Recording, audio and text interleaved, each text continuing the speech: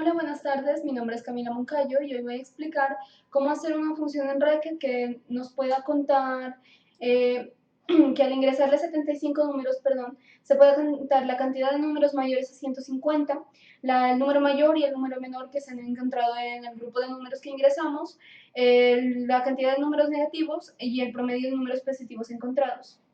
Para empezar, tenemos que definir una función que sería leer números y límite. La función va a tener el parámetro de límite y afuera de este vamos a definir números leídos, bueno, o leídos como cero. Y vamos a leer números leídos como una lista para que podamos nosotros ingresar los números que queramos. Después vamos a definir un read como -1. Después definimos el de leer número nuevo con una condición de que leídos tienen que ser menor al límite para poder cumplir la condición. Después, si en caso de que sea menor al límite, vamos a setear read como un read, es decir, nosotros vamos a ingresar el parámetro para poder sobreescribir read. Después validar si el número ingresado, hay que validar, perdón, que el número ingresado sea diferente a 0. Después de esto condicionamos de que si el read es igual a 0 se cumple lo siguiente. En una línea aparte vamos a imprimir ingreso un número diferente a 0 para que el usuario pueda ingresar el número, empezar a ingresar los números que desea.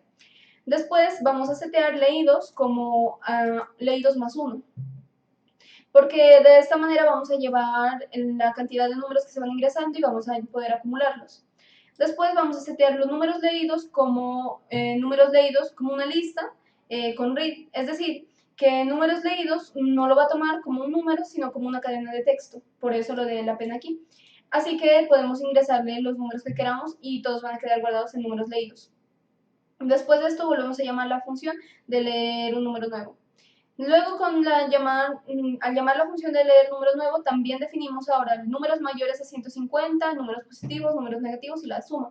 Se inician cada uno de estos en cero los parámetros para que después de esto podamos nosotros incrementarlo junto con los acumulados que ya tenemos y para poder entregar al usuario todos los valores que nos piden. Después definimos el número mayor como el primer número de la lista de los números leídos. Es decir, esto va a evaluar que va a leer el primer número de la lista que le ingresemos y de esta manera va a seguir leyéndolos en números leídos para saber cuál es el mayor, e igual con el menor. Después de esto definimos una función llamada iterar lista, la cual va a contener la lista. Aquí preguntamos si la lista está vacía pero en este caso no estaría para poder cumplir la función. Aquí esta condición de acá abrimos para los positivos y los negativos, ya que acá arriba ya hicimos para los números ingresados y para acumularlos.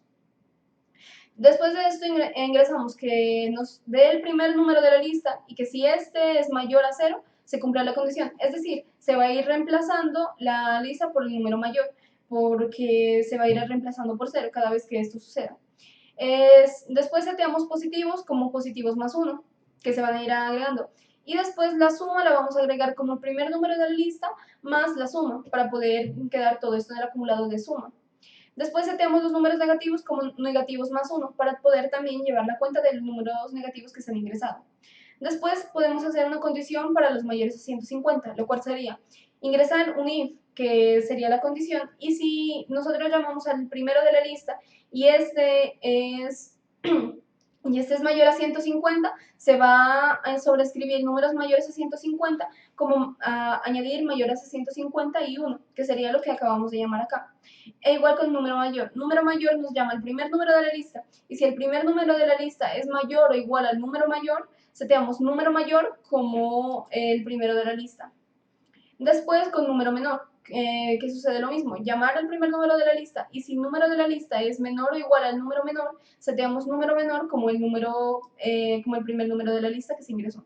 Y cada uno obviamente va a ir recorriendo toda la lista para saber cuáles son el número menor o el número mayor. Después devolvemos la función de iterar lista con cdr lista, que nos devolvería el segundo número de la lista.